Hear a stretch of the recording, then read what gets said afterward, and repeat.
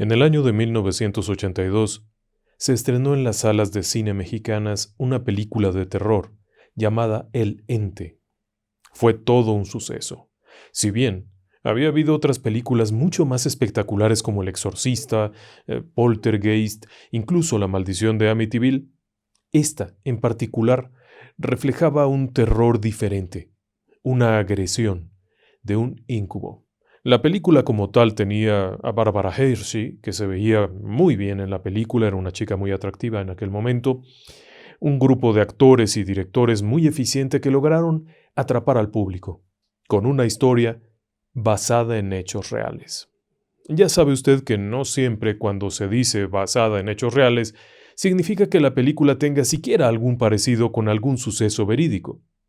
Pero en este caso, la película estaba basada en un relato investigado años atrás por la Universidad de California en Los Ángeles. Un fenómeno poltergeist, o algo mucho más violento, había dado origen a esta cinta. Si usted se queda conmigo, vamos a platicar acerca del suceso que originó aquella película. Comenzamos.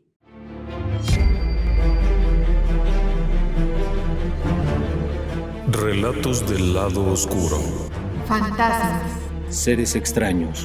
Sucesos inexplicables. Perversidad humana. Historias que otras mentes prefieren ignorar.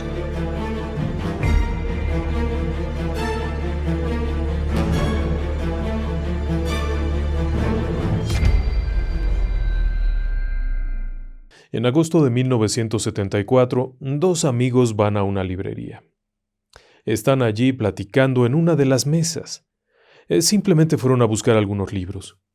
Están hablando de un tema que les interesa y que les ha llamado la atención fuertemente. Están hablando básicamente de fantasmas. Y están buscando libros relacionados con temas paranormales. Es 1974 y estamos en California, en Los Ángeles, California. Ambos amigos, mientras platican y buscan libros, de pronto son abordados por una mujer. Es una mujer de unos 30 y tantos años, de apariencia un poco nerviosa. No es una persona particularmente bien vestida y tampoco se le ve muy bien en cuanto a su cuidado personal. Sin embargo, ambos jóvenes responden amablemente preguntando en qué le pueden ayudar. Esta persona les relata que, al escucharlos hablar sobre fenómenos paranormales, le llamó la atención puesto que ella está viviendo una experiencia paranormal que le ha llenado de miedo.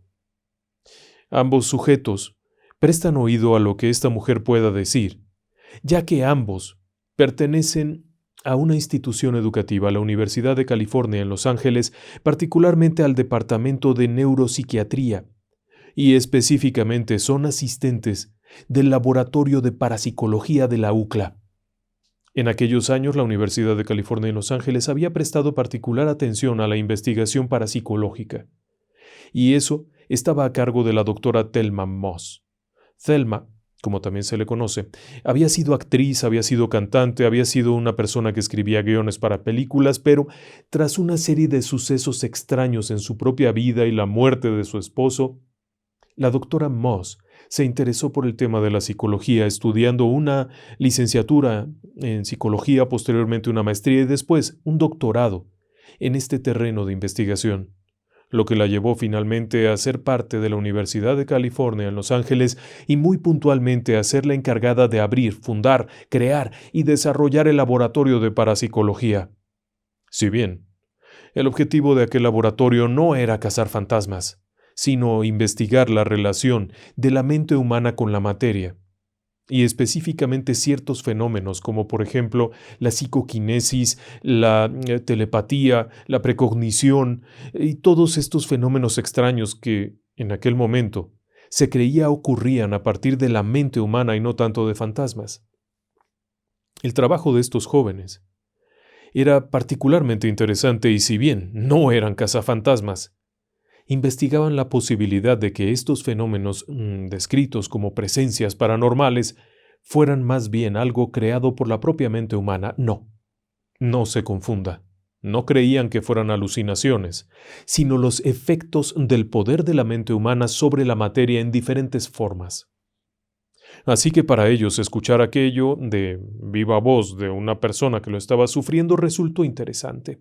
Uno de los jóvenes era ni más ni menos que Kerry Gaynor. Kerry Gaynor, en ese momento, de unos veintitantos años, cercano a los 30, se convertiría en un psicólogo de alto prestigio.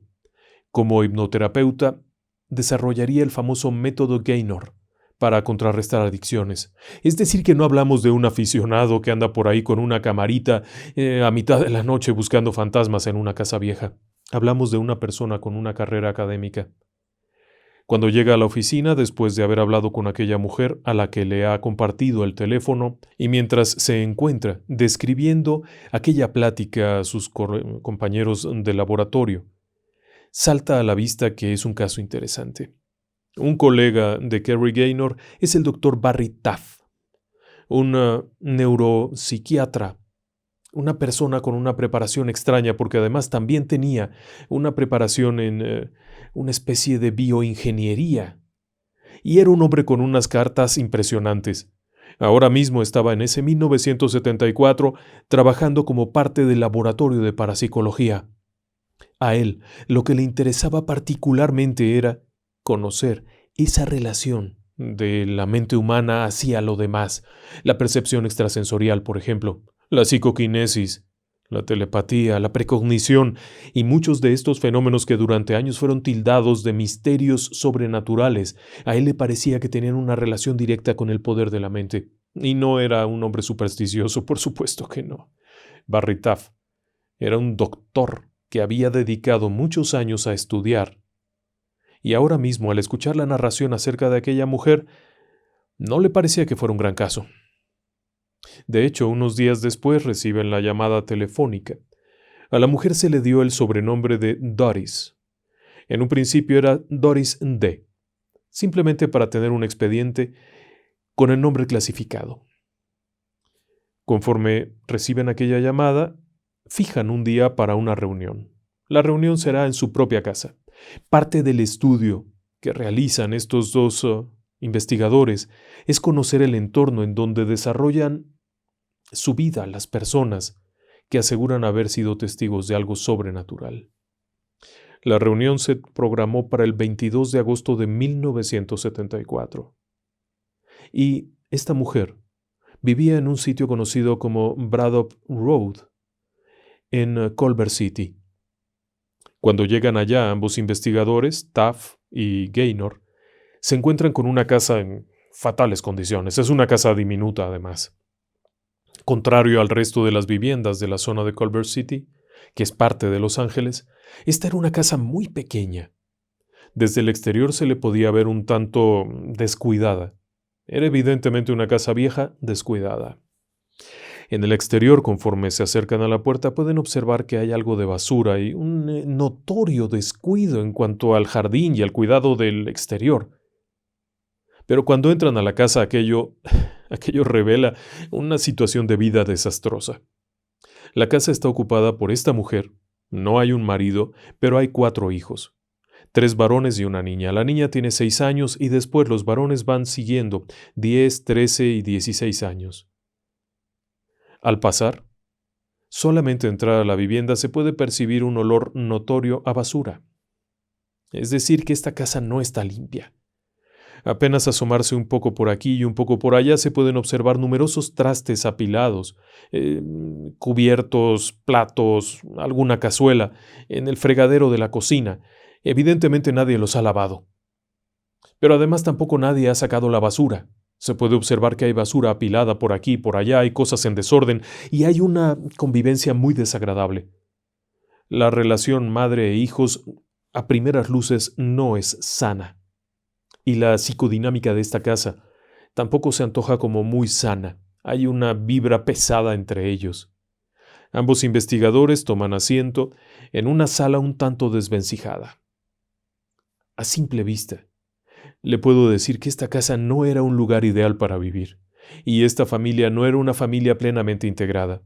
Pero conforme se inicia la plática, aquello se torna todavía más raro. En primer lugar, la mujer no revela ninguna información importante. Es bastante esquiva y poco cooperativa, lo que significa un fiasco para ellos, De entrada, esta mujer los llamó. Esta mujer les ofreció que les contaría un relato a cambio de su ayuda. Pero de pronto, la propia mujer rechaza contestar preguntas tan obvias y tan simples como cuál es su edad. Y a cambio de eso evade cosas como su estado de salud. Si usted va a investigar a un paciente y es usted un psiquiatra o un psicólogo, necesita saber la historia clínica de la persona, necesita saber sus antecedentes familiares, necesita saber su comportamiento, pero esta mujer evade todo eso y se limita a insistir en que esta casa está embrujada y a relatar ciertos sucesos. Ambos investigadores saben que no es un buen principio, pero escuchan. Y es cuando esta mujer les va contando una larga historia de su vida. Y su vida no era exactamente buena.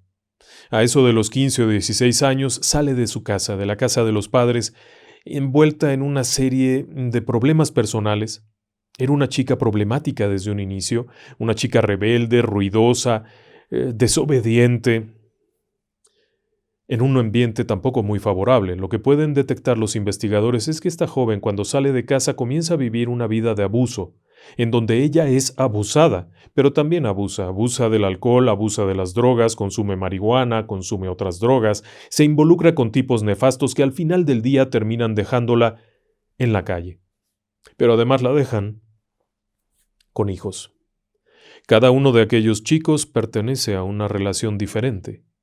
Así, cada uno ha conocido un padre diferente, ha conocido parejas sentimentales diferentes. Esta mujer tiene una vida complicada en el aspecto emotivo, tanto familiar como personal. Eso es evidente.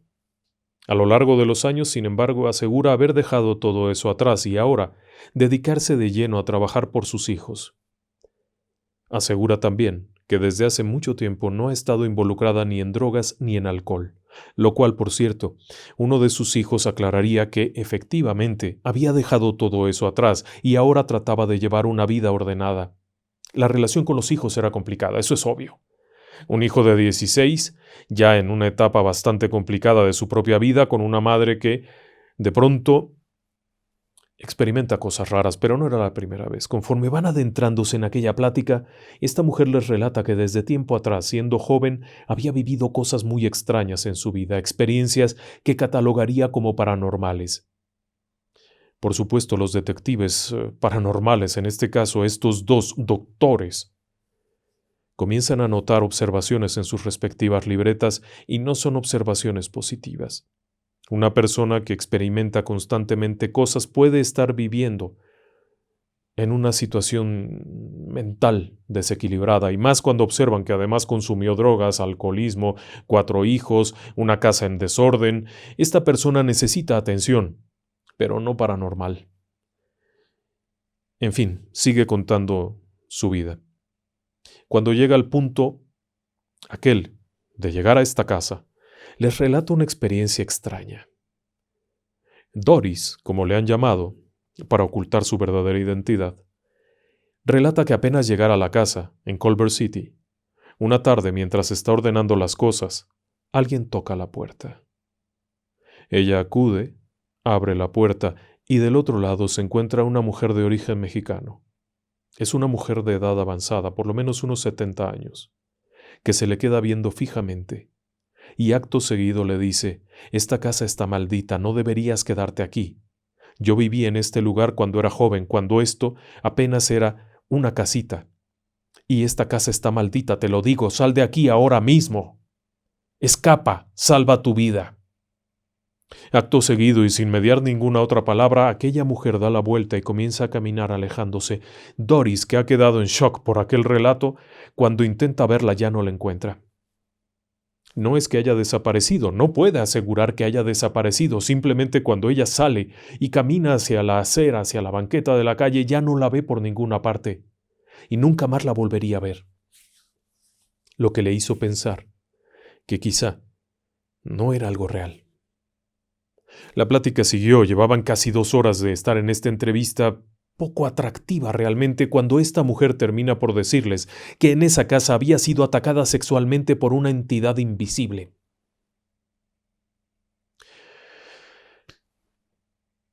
Aquellos 2 investigadores se quedan muy sorprendidos. El relato de esta mujer concluía diciendo que había sido atacada sexualmente por una entidad invisible. Pero no solo eso, sino que había otras entidades. Claro está que aquellos dos investigadores se disculpan en ese momento, agradecen la invitación y se retiran. ¿Y por qué se retiran? Porque, a decir del propio Taft y de Kerry Gaynor, esta persona lo que tenía era un severo problema mental. En esa primera entrevista, ambos concluyen que Doris es una persona desequilibrada con una probable casuística de un problema psiquiátrico, ni siquiera psicológico. Esta mujer está teniendo episodios psicóticos, alucinaciones, voces, sonidos y agresiones sexuales que reflejan una vida desordenada, que reflejan una relación paterno-familiar espantosa y que probablemente haya habido abusos infantiles en algún momento de su vida. El diagnóstico de ambos doctores en esta materia es que esta persona no necesita investigadores de laboratorio de parapsicología, sino más bien necesita un terapeuta, o muy probablemente entrar a medicación. De regreso en el laboratorio, su reporte es bastante triste. La doctora Moss reconoce que lo que le están contando parece indicar eso, una persona con un problema psiquiátrico. El archivo se guarda.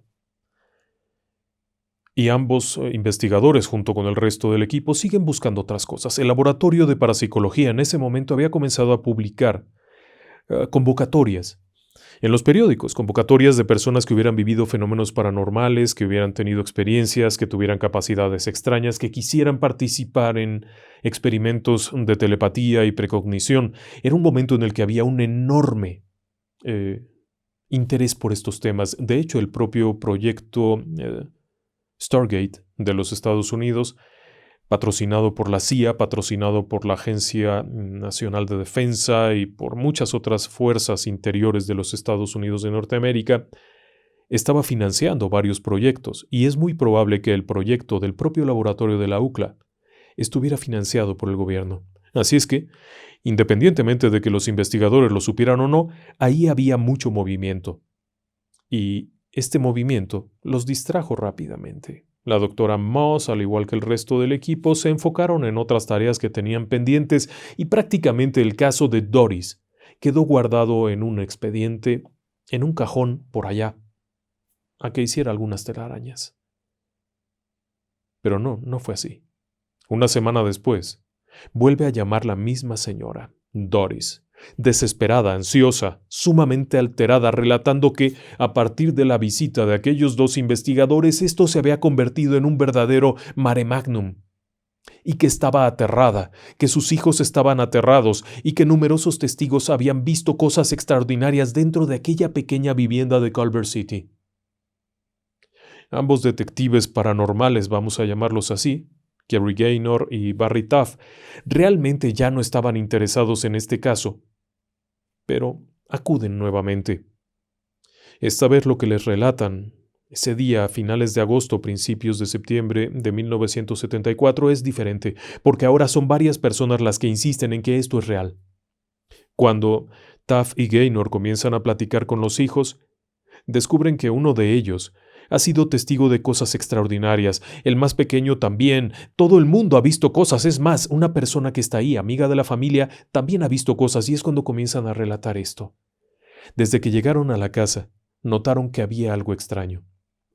Ese algo extraño se manifestaba en forma de pequeños destellos de luz. Toda la familia fue testigo de esto. Los 4 hijos, la señora Doris, fueron testigos de pequeños destellos de luz que de pronto aparecían. Eran de un color verdioso, como verde limoso. De pronto aparecía este destello que cobraba la forma de una pequeña esfera, luminosa, brillante, que iluminaba las paredes, pero no estaba en las paredes. Se podía ver cómo pasaba frente a una persona, pero al mismo tiempo no marcaba la pared, sino que era algo que estaba flotando ahí, y después chocaba contra una pared y desaparecía, y entonces comenzaron los otros fenómenos. Ibas caminando de una habitación hacia la cocina o cualquier cosa y de pronto, ¡pum!, chocabas con alguien que no existe. Ese chocar con alguien te dejaba una sensación de frío extremo. Apenas sentir ese contacto, el frío era terrible. Después comenzó la niña pequeña a narrar que veía a un hombre viejo, a un hombre mayor, un hombre alto, viejo. Lo describía así porque veía de pronto cómo se movía, pero no estaba físicamente y desaparecía. Empezaron también los sonidos, el golpeteo, todo este golpeteo raro.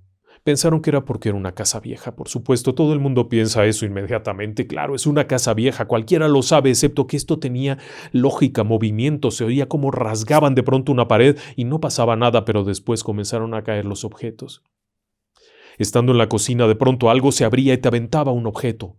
Era bastante agresivo, daba miedo. Y comenzaron estas otras cosillas. Primero la temperatura horrible. A pesar de que afuera era verano, en el interior de la casa había esta percepción de frío extremo todo el tiempo. Aun cuando abrían cortinas y dejaban que entrara el sol, no servía de nada. Pero además esto ocurría en una habitación o en otra. Al cruzar de un espacio a otro podías sentir claramente cómo caía la temperatura abismalmente, y al mencionar abismalmente es que eran diferencias de 10 o 20 grados en sensación térmica. Mientras esta mujer está platicando eso a los investigadores que han regresado a la casa, ellos se dan cuenta que hay algo que no concuerda con su concepto de la realidad, porque cuando entraron afuera había 30 grados, pero al ingresar adentro de la casa hay 10 o 12 grados, pero además hay una extraña sensación de presión, como si un enorme compresor estuviera inyectando aire a la casa y esto generara una presión en el oído. Se percibe esta presión, el olor horrible, de pronto surge. Cuando la mujer les está platicando esto, empieza a oler a carne podrida. Ellos se dan cuenta que algo no está nada bien aquí. La mujer continúa narrando sus experiencias y cómo empezó a notar que, además del hombre viejo, la presencia del hombre viejo al que los hijos llamaran Mr. Who is it, o el señor quién es, puesto que no sabían quién era obviamente, esta presencia, que no parecía ser agresiva ni violenta, fue vista por todos, percibida por todos, y de pronto abrías una puerta, entrabas al baño y sentías cómo iba saliendo. Pero entonces llegaron los otros. Los otros resultaban ser más extraños. Doris comenzó a darse cuenta que había algo diferente. Cuando observó cómo se materializaba, a partir de una especie de ligera bruma, como si hubiera una máquina de humo, algo que estuviera inyectando un humo verdioso, de pronto empezó a notar cómo se formaba una figura mucho más grande, mucho más robusta y fuerte que la habitual figura del hombre viejo, y después observó cómo aparecían dos, como saltarines, como más pequeños, y después desaparecieron, dejando únicamente aquel olor nauseabundo. Ella insistió en que limpió la casa varias veces, no se notaba eso. Los investigadores en ese momento percibían que había algo mal. Ya no solamente imaginaron que esta mujer necesitaba un tratamiento psiquiátrico, porque ahora, cuando estaban platicando con cada uno de los hijos, cada uno contaba cosas bastante consistentes. Y no parecía que se hubieran puesto de acuerdo. No, lo que estaban contando era consistente porque relataban encuentros similares, aun cuando no todos estaban al mismo tiempo en el mismo espacio, relataban encuentros similares. Las luces, sobre todo el efecto de las luces, era algo que llamaba la atención. Estas luces son relatadas en muchas experiencias de fenómenos paranormales y no se trataba de los tradicionales orbs, las clásicas bolitas que aparecen en las fotografías. Esto era diferente. Y entonces les narró aquel encuentro. La vez anterior que se habían reunido ellos pensaron que estaba totalmente desquiciada cuando les dijo que había sido agredida sexualmente. Pero ahora la narración fue mucho más detallada y escabrosa. Relató haberse encontrado en su habitación, en donde había un pequeño sofá. Estar ahí sentada, recargando la cabeza un poco cuando algo comenzó a sujetarla. Ella percibió que se trataba de aquella figura grande. Apareció. Sintió cómo aparecía, sintió cómo llegó a su habitación, cómo se acercó a ella, cómo la sujetó, y entonces percibió que otras dos presencias más pequeñas se habían acercado también. Eso mismo que habían estado viendo ahora estaba en su habitación. Era de noche, los chicos están en las habitaciones, cada uno en su cuarto, descansando, y ella está sola ahí. Cuando de pronto siente esto, lo primero que le impacta es que no puede soltarse, aquello le sujeta, se puede mover. Ojo, no está dormida, ni está alucinando, se puede mover, intenta de alguna forma zafarse, y es cuando aquello la sujeta con mayor fuerza, la dobla, le pone una especie de almohada que había ahí, un cojín, que le detiene la cabeza de tal forma que no se pueda mover, y es cuando recibe el ataque. Un ataque de carácter sexual, violento y fuerte. Prácticamente está levantada en el aire, porque aquello la está sujetando hacia arriba en una forma tan extraña que no puede explicarlo. Intenta moverse, intenta defenderse, gritar algo, pero le sujetan de tal manera que no puede. Está atrapada, sintiendo aquella agresión gélida, dolorosa, que le sujeta fuerte de las piernas y le provoca un dolor extraño, como nunca había sentido, pero el dolor también va hacia el cuerpo, aquella cosa que la sujeta, aquellos dos seres más pequeños que ella percibe como asiáticos, porque de pronto puede distinguir pequeños flashazos como si se le revelara el rostro de aquello y pareciera asiático con una apariencia extraña. La agresión es de tal violencia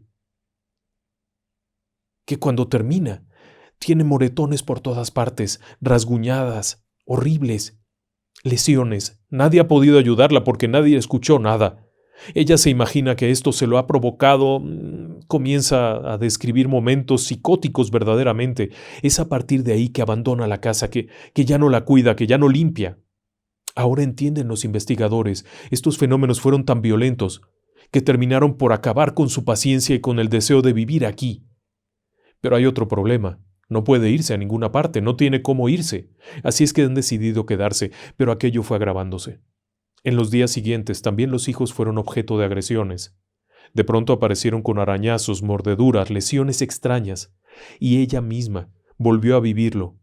El ataque la segunda vez fue igual de violento, pero esta vez tenía mordeduras en la espalda. Mordeduras que ella interpretaba como eso, realmente no fue a ningún médico a que la revisaran, pero su hijo mayor pudo dar fe de que estaban ahí las lesiones. Y peor aún, después de una de estas agresiones pudo observar los extraños moretones con forma de manos que tenía en diferentes partes del cuerpo, como la presión en las piernas, cercanas a los tobillos, estas presiones horribles. Había sido agredida. Pero también uno de los hijos sería víctima de esto. En una de esas noches en que ocurrió la agresión, entró a la habitación. Tal como en la película, pero no tan exagerado. Al entrar a la habitación observó que su madre se retorcía de una forma rara, tan rara que tenía las piernas levantadas pero no tocaba con la espalda. En una posición absurda, increíble. Él se acerca, intenta hacer algo, intenta gritar, y en lugar de eso sale disparado contra la pared, fracturándose un brazo. Y eso era algo que estaba ahí, constante. Esta agresión era frecuente. En aquella ocasión el chico tuvo que ser llevado al hospital y había un certificado médico de una lesión en el brazo, una fractura en el brazo. Los demás también vivieron momentos terribles. Aun cuando no hubo agresiones hacia ellos del mismo carácter y todo se centraba sobre Doris, especialmente la violencia de los ataques, los otros también fueron testigos. Las declaraciones de Doris fueron respaldadas por las declaraciones de los hijos y también de al menos otras 3 personas que pudieron ser testigos de los fenómenos extraños que ocurrían ahí. Doris había pasado varios días en una casa de una vecina amiga suya, puesto que no podía estar en su propia casa, pero al paso de los días, el fenómeno fue para allá. Conforme narraba esto era todavía más escabroso porque mientras estuvo en la casa de la amiga también ocurrió lo mismo allá. Por ética y por respeto a su amiga optó por regresar a su propia casa. El fenómeno iba con ella. El terror en la mirada de esta mujer, los olores que estaban percibiendo en ese momento, la sensación de presión que no era consistente con un espacio tan pequeño, aun cuando hubiera tenido un aire acondicionado prendido, no habría ocurrido eso. Tras la entrevista, los investigadores regresan al laboratorio en donde comienzan a planear una investigación más metódica, más precisa. La investigación deberá incluir todos los equipos con los que cuenten: equipos fotográficos, equipos de cine, equipos de audio, medidores de campos electromagnéticos, termómetros, equipos para medir la temperatura, y se programa una reunión en donde estarán todos ahí, en la casa con Doris. Unas semanas después, y ya con todo el equipo armado y con una serie de personas que van a colaborar, entre ellos fotógrafos profesionales de la universidad, técnicos en audio, técnicos en grabación de imagen, llegan al lugar. Ese día los hijos no están. Los chicos han sido llevados a otra casa. Los investigadores comienzan a instalar sus equipos aquí y allá, por allá, ponen cámaras y cada quien adopta una posición estratégica para poder observar claramente lo que ocurre. Pero no ocurre nada. Doris está sentada ahí y no ocurre nada. Pasan los minutos que se convierten en una hora, después otra hora. El cansancio, el sueño los va venciendo, el aburrimiento de estar ahí sentados, Doris desesperada de que el día que llegan a ayudarla no ocurre nada, hasta que de pronto Taff le sugiere, ¿por qué no lo increpas? ¿Por qué no lo llamas? A ver qué ocurre. Y Doris comienza a llamarlo, y comienza a insultarlo, y a gritarle cosas. Y ante el asombro de todos, de pronto, ante una treintena de miembros del equipo de laboratorio, comienza a surgir de alguna parte un olor nauseabundo, asqueroso, impresionante. Es tan impresionante el olor que más de uno de aquellos investigadores tiene que salir a volver el estómago por la pestilencia asquerosa y no tiene un origen. Afuera no hay el olor, es solo ahí, y es cuando comienzan a sentir el extraordinario frío. Como nunca lo habían sentido, repentino, súbito. Había 30 personas en un espacio de 8 metros cuadrados o 10, no sé. Era un espacio pequeño. Y había mucha gente ahí, hacía calor, estaba sofocante y de pronto el frío fue espantoso. Pero ¿sabe algo? El frío no se registró en los termómetros. Irónicamente, el termómetro seguía marcando la misma temperatura aun cuando la gente al hablar liberaba vaho. Y luego llegaron las lucecitas. Aquello fue tan extraño. De pronto, apareció esa chispa de luz. De la nada. De pronto otra chispa de luz. Como si hubiera habido una pequeña explosión de gas, como un flamazo, como si dejas encendido, abierto un encendedor sin darle la chispa y cuando le das la chispa hace ¡puf! Eso. Parecía verdiosas, todas estas lucecillas eran verdiosas y de pronto estaban aquí y allá y las cámaras fotográficas disparando constantemente. Los sonidos también se dejaron escuchar, como si alguien rasguñara, como si alguien pateara, golpeara. De pronto cayeron los sartenes de una alacena que estaba cerrada, se abrió y ¡fu! Salieron volando los sartenes. Cuando fueron a revisar ahí no había ningún hilo, no había nada, no había ninguna persona ahí parada. Un rato después llegó el hijo mayor, y cuando entró el hijo mayor comenzaron los sonidos otra vez, las puertas que se azotaron sin que nadie las tocara. Cuando llegaron de regreso al laboratorio y comenzaron a revisar el material, se dieron cuenta de algo simpático. No se había grabado nada. Ni en audio, ni en video, bueno, en lo que estaban grabando, que era película, ni en las cámaras de alta velocidad, ni en las ultrasensibles. No había nada. La única fotografía que se captó fue una fotografía por demás extraña en donde se ve a Doris sentada en una cama y un extraño arco de luz. Ahora mismo le estoy poniendo la foto en la imagen. Esta es la foto. Y no es un cabello que se haya quedado en el lente. No, tampoco es el destello de la correa de la cámara. Esta imagen es extraña porque si usted observa cuidadosamente hacia abajo a la izquierda, podrá ver que no está en la pared. Este arco de luz no es en la pared. Está flotando en medio de la habitación. Por ello no se ve afectado al llegar a la esquina de la habitación y por eso no se ve afectado por el individuo que está sentado ahí. No es tampoco un efecto, por ejemplo, de un flash. La fotografía no se tomó con flash. Por lo que no corresponde a un cabello que hubiera estado en el lente y que hubiera reflejado algo. Cuando se cambia la imagen a una fotografía invertida como un negativo, se puede ver con mayor claridad que este arco de luz es un arco que apareció en medio de la habitación cuando no debería de haber nada ahí. Fuera de eso hubo por ahí 2 o 3 cosillas más, pero la gran mayoría de las imágenes fueron totalmente inútiles. No se veía nada. No se grabó nada. Se agendó una segunda visita. Esta vez, las luces fueron lo predominante, las pequeñas luces que aparecían de pronto por todos lados, aun cuando cerraron las cortinas, seguían apareciendo. Se pensó que quizá había algún truco para vender una buena historia, ya sabe usted, vender un libro, lo que fuera. Aparecieron pequeñas luces por aquí y por allá, y pensaron que sería eso, un mal truco, porque Todo el mundo pensó que había un interés. A la siguiente reunión se llevaron una especie de tableros de madera comprimida. Allá les llaman cardboards, como cartones. Estos se colocaron en las ventanas para impedir que la luz entrara desde el exterior totalmente. Si alguien estaba desde afuera lanzando una lucecilla, ahí aparecería. Durante esa reunión, sin embargo, las cosas se pusieron extrañas. En esa ocasión, de pronto una fuerza invisible arrancó uno de estos cardboards, una de estas hojas, de donde estaba, y la arrojó violentamente contra Doris, golpeándola. Acto seguido, otra de esas mismas piezas se arrancó de la pared, arrancando incluso parte del recubrimiento y del tapiz, golpeando nuevamente a Doris, y una tercera se desprendió cuando la sacaron de la casa. Evidentemente esto no correspondía con el viejo truco de alguien con una lamparita, no era eso. Pero peor aún, tras cada una de estas reuniones, los ataques contra Doris se intensificaban con una violencia inusual que era evidente, puesto que las lesiones en los tobillos eran mucho más notorias. Había mordeduras a la altura del cuello, lesiones en la espalda, lesiones en el cuero cabelludo por arrancamiento de pelo, cosas increíbles. Y no había una explicación para todo esto, y no había forma de aclararlo. Un buen día, Carrie Gaynor está en la casa. Está con Doris. De pronto Doris le dice, está frente a mí.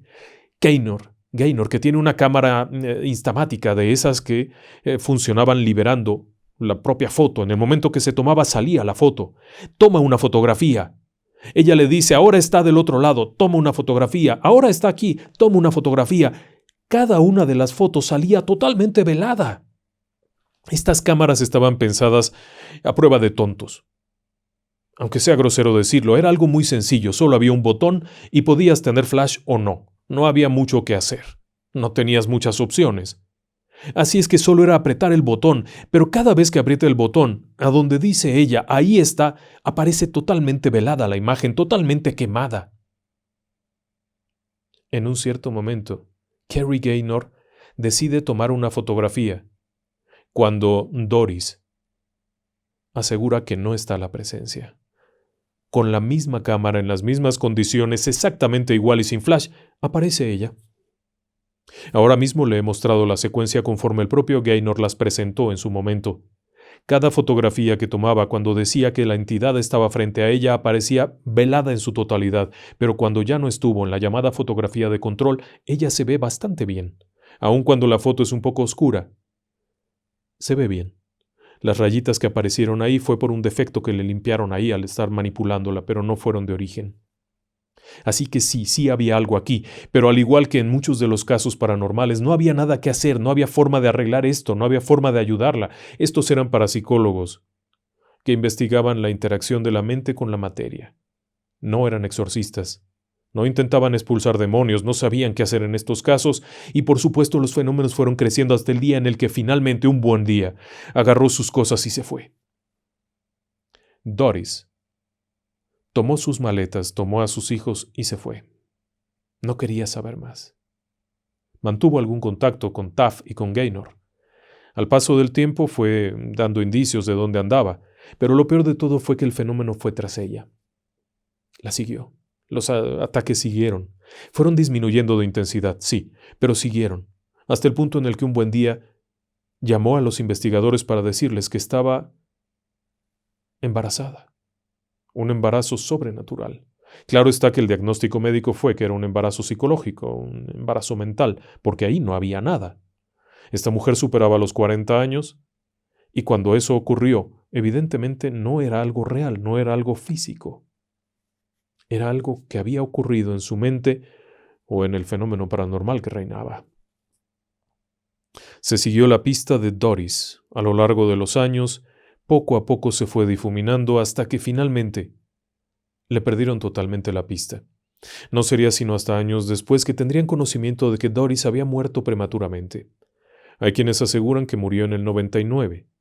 Su hijo, en algún momento relataría a un equipo de investigación posterior que su madre había muerto de cáncer de pulmón en 1999. Algunas informaciones contradicen eso y aseguran que fue en el 95 y hay una equivocación enorme que asegura que murió en el 2006. No, la persona que falleció en 2006 era la novia de Carrie Gaynor, no era Doris. A lo largo de esos años siguió viviendo experiencias aterradoras, hasta que finalmente en Texas, mientras vivían en Texas, aquello desapareció por completo, pero ya era muy tarde. Ella estaba muy enferma. Los hijos todavía darían algunos testimonios acerca de eso, tratando de aclarar que su madre, en el momento de las agresiones, no era una adicta ni una alcohólica como se ha planteado, que era una persona normal, que tenía muchos problemas porque tenía que mantener por sí misma a 4 hijos, una casa y demás, sí, pero no era una adicta. No estaba bajo el influjo de ninguna droga en ese momento y no era una alcohólica. Tampoco era una madre violenta. No los agredía, no los golpeaba. Y eso lo declararon los 4 hijos. Los servicios de salud dieron fe de que antes del famoso incidente los hijos estaban bien. Así que no era una madre abusadora. Tenía una historia horrible atrás, sí. ¿Pero qué fue lo que pasó ahí? Bien. Con el paso de los años este caso se ha convertido en un caso de estudio. La propia historia fue escrita por un escritor norteamericano, de Felita, quien haría una novela al respecto, a partir de la cual se hizo la película El Ente. Este escritor, de Felita, también habría estado en la casa, por lo menos en una ocasión, y fue testigo de los fenómenos. La película, sin embargo, no dio regalías a Doris, no lucró con ello, no se le pagó por la historia, ya que era una novela, no era un documento basado en su historia totalmente, sino que era una novela con la idea. Por lo tanto, no fue un negocio. La pasó muy mal, sí, por supuesto que la pasó muy mal. Y sabe que es algo que me ha llamado la atención. Tras la partida de Doris y sus hijos, y tras haber dejado aquella casita, los siguientes inquilinos, de acuerdo con los propios investigadores de la Universidad de California, no vivirían ninguna experiencia rara. La pequeña casa de Culver City aún hoy en día está ahí, físicamente sigue siendo la misma casa, está ahí. Nadie la demolió, aun cuando se contaron historias de que la casa iba a ser demolida y que el propio gobierno de la ciudad había ordenado que se demoliera en 2 ocasiones. La realidad es que no. La casa sigue estando en el mismo lugar y sigue estando habitada. Y los que la habitan lo único que se quejan es de los molestos curiosos que llegan todo el tiempo. Irónicamente, el fenómeno iba acompañándola. De ahí que, por lo menos en el caso de Barry Taff, su opinión es que aquello no era un íncubo, no era un agresor sexual paranormal, sino un fenómeno poltergeist increíblemente intenso provocado por ella. La diferencia entre un fenómeno paranormal y un fenómeno poltergeist es que se cree que el fenómeno poltergeist es creado por la mente de una persona en una situación específica de estrés, de desequilibrio, de cambio, en algún momento que genera una descarga energética tal que provoca estos fenómenos. De acuerdo con Barry Taff, esa figura del abuelo, el hombre viejo, podría ser la figura del abuelo de la propia Doris, que era un hombre agradable, y ella lo proyectaba así. El otro ser monstruoso y terrible podría ser su propio padre, que era un hombre violento y agresivo. Los otros seres pequeños podrían ser desde sus hijos reflejados en esos seres hasta sus propios parientes. ¿Cómo saberlo? Nunca se tuvo la información, pero todo parecía ser un producto de la mente, pero no una cuestión alucinatoria, no, sino un fenómeno creado por la mente de Doris que alteraba el entorno. Esa fue una postura. Claro que los hijos dicen, bueno, ¿y por qué nos agredía a nosotros, no? Sin embargo, hay un punto a favor de la teoría de Taff, y es que los fenómenos solo ocurrían cuando estaba Doris. En las ocasiones que los investigadores fueron por su cuenta sin que ella estuviera, la casa era una casa como cualquier otra. Un poco apestosa por la basura, un poco desordenada, pero una casa común y corriente. Lo que hace pensar, como en muchos otros casos de poltergeist intensos, que había una persona que lo generaba, en este caso, Doris. Irónicamente, no es el único caso que hemos encontrado similar. Si usted tiene curiosidad por estos temas, en el canal tenemos otro video del poltergeist de San Pedro, en donde una mujer vivió una experiencia muy parecida, y que también fue investigada por los propios Taff y su equipo de investigadores. Los sucesos ocurrieron 10 años después. Pero hay otro caso que se conoció como el caso de Margo, en donde también hubo una serie de ataques de carácter sexual contra una mujer, una chica de unos 30 años, muy similares. En ambos casos, las características generales podían ser diferentes, pero la intención era la misma, una agresión contra una persona que, a diferencia del caso Ammons, en donde los fenómenos no intentaron agredirla sexualmente ni mucho menos, sino que agredían a todo el que pasaba cerca y había moscas y todo. Estos fenómenos iban sobre una persona. El caso Ammons se antojaría como un fenómeno de posesión demoníaca o de una presencia espiritual nefasta. En este caso, podría ser la otra situación. En cuanto a la propia Doris, mucho se ha dicho que el nombre real era Carla Morán. Pero ese es el nombre de la película, es el personaje de la película, Carla Morán. Y curiosamente algunos investigadores se fueron con esa idea y hay por ahí un libro en donde se habla de este caso y se menciona que los investigadores eran Joseph Meehan y Eugene Kraft, que casualmente eran los personajes de la película. No, los investigadores de base de este caso fueron la doctora Thelma Moss, Barry Taff y Kerry Gaynor, quienes participaron junto con otro numeroso grupo de investigadores y estuvieron ahí. Años después, y muy probablemente en el 2019, uno de los hijos comenzó a hablar del tema para aclarar algunas situaciones, participando en diversos foros y dando informaciones a los periodistas y al propio Taff. El hijo, de apellido Harris, aseguraba que su madre era Carla McGogan, y ese era su nombre real. No hemos podido confirmarlo. No hemos podido encontrar ninguna tumba que correspondiera a esta persona, así que es probable que no lo fuera tampoco. Al día de hoy se le conoce como Doris Bither o Doris Blythe, que también fue otro nombre que se utilizó en alguna otra publicación. Pero en general, el caso se conoce como el caso de Doris, un ataque de un incubo. Aunque siempre se ha pensado por parte de los investigadores que pudiera ser un fenómeno poltergeist. Como sea, era un caso bastante real, de una agresión sexual paranormal. Buenas noches, y que descansen en paz.